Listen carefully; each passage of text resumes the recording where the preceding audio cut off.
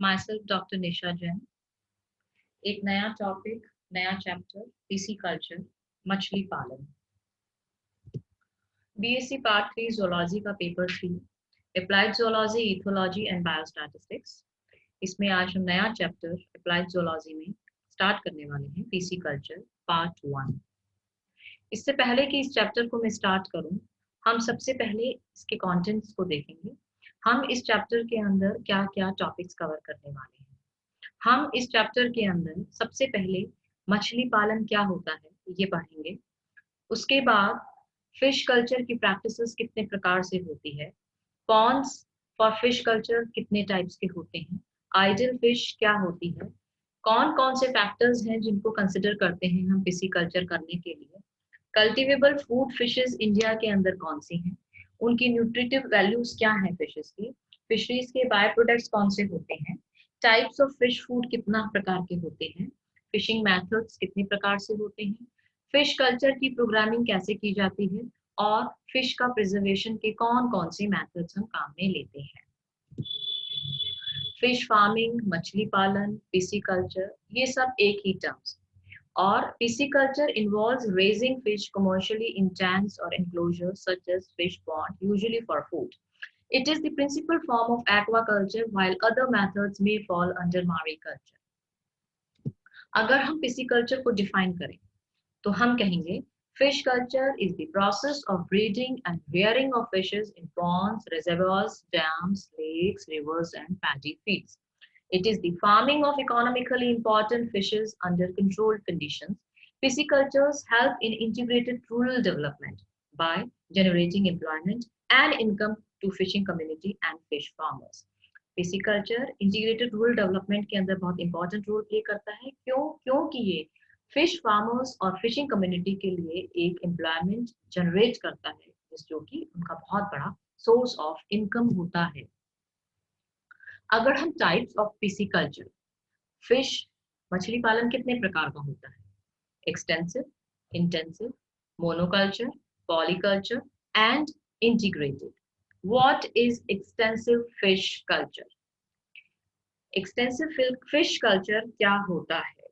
Extensive fish culture वो होता है जो कि लार्ज एरिया में लो स्टॉकिंग के साथ किया जाता है, जहां पर कि हम फिशेस को नेचुरल फूड देते हैं।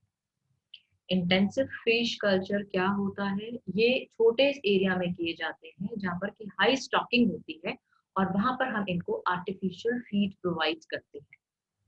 मोनोकल्चर, जब हम एक ही स्पीशीज का कल्चर करते हैं तो हम उसको बोलते हैं monoculture.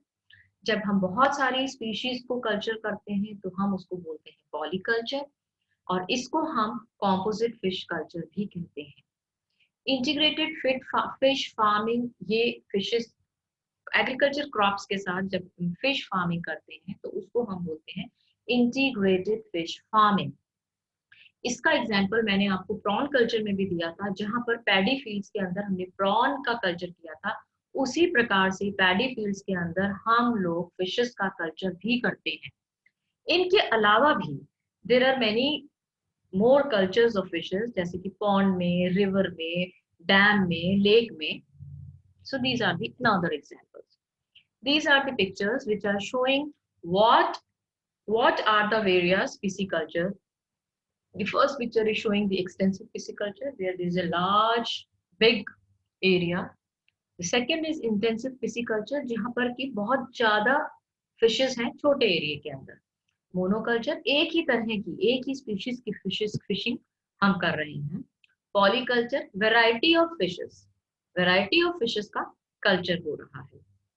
And then we have integrated fish farming. ये देखिए पैडी फील्ड्स के अंदर the rice is growing and as well as the fishes are floating.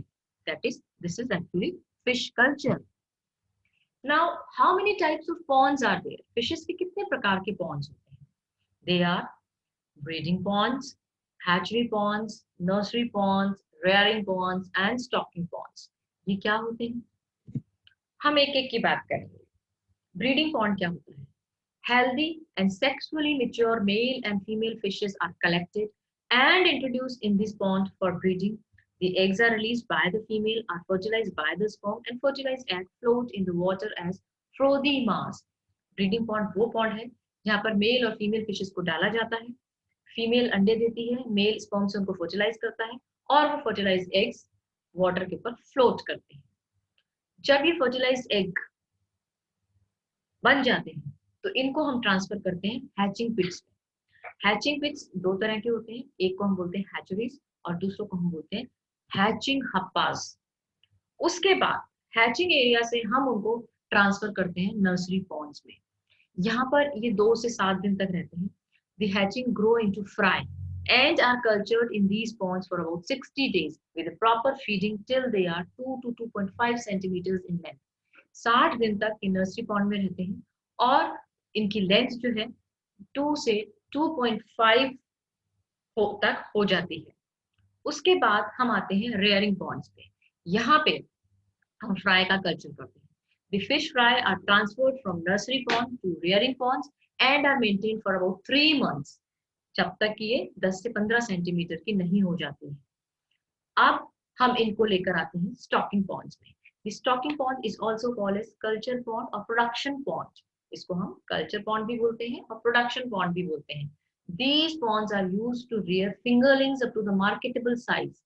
इन जब तक कि इनका फुल साइज नहीं हो जाता है हम इनको स्टॉकिंग पॉन्ड्स में रखते हैं।